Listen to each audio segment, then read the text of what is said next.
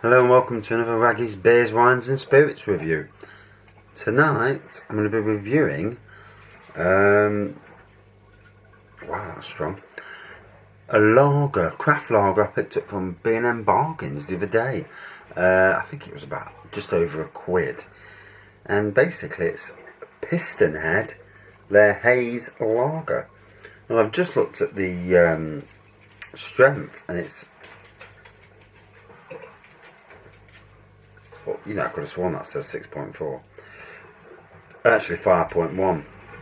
And was that 6.1? 5.1. Yeah, definitely 5.1.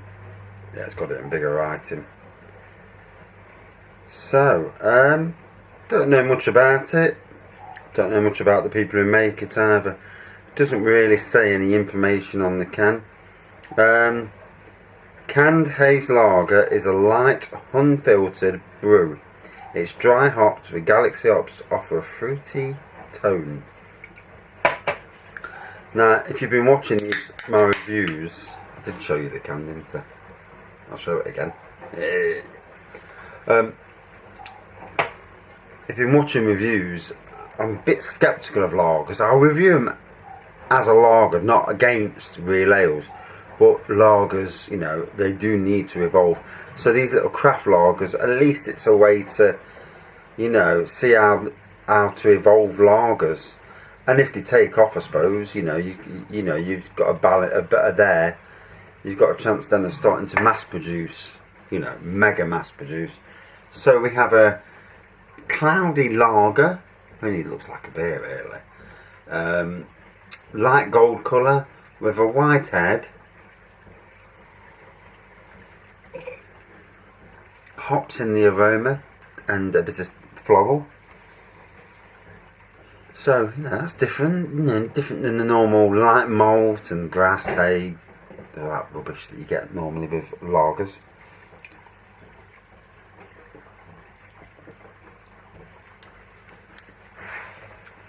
Initial bit of bite and you drink it, you know. I'd swear it was a beer.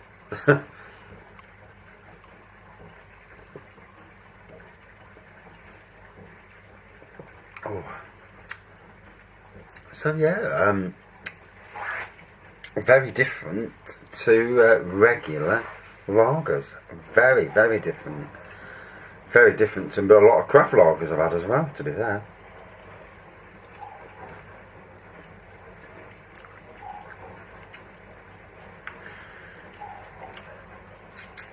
I wonder about the classification, you know, sometimes of lagers and real ales and that, and pale ales and that sort of thing, because when does something not become a lager and become an ale, you know?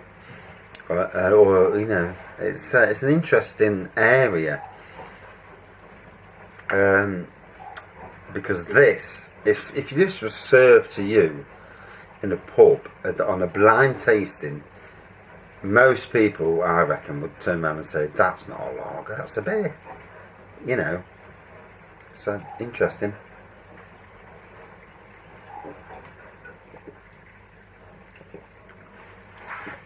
Very tangy, you know. Not as crisp and refreshing as normal lagers would be. Because obviously that's what a lager is, isn't it? You know, they are crisp and refreshing. Just void of taste. This little fella,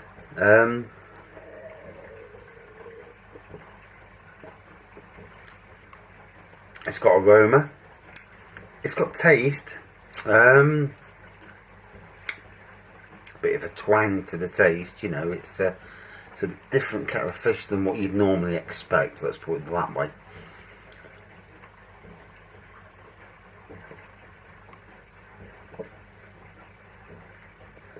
Oh, right fruity tang there, you know, it's starts off with the hops and then goes to a fruitiness. I mean, it's exactly what I've been crying out for. Not quite delivered in the way that, you know, I'll give you a great example. Birra Moretti's Siciliana Toscana. That, to me, is one of the best lagers out there.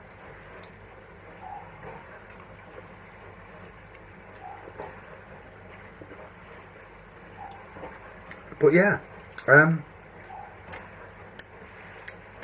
so it's got aroma, it's got taste. I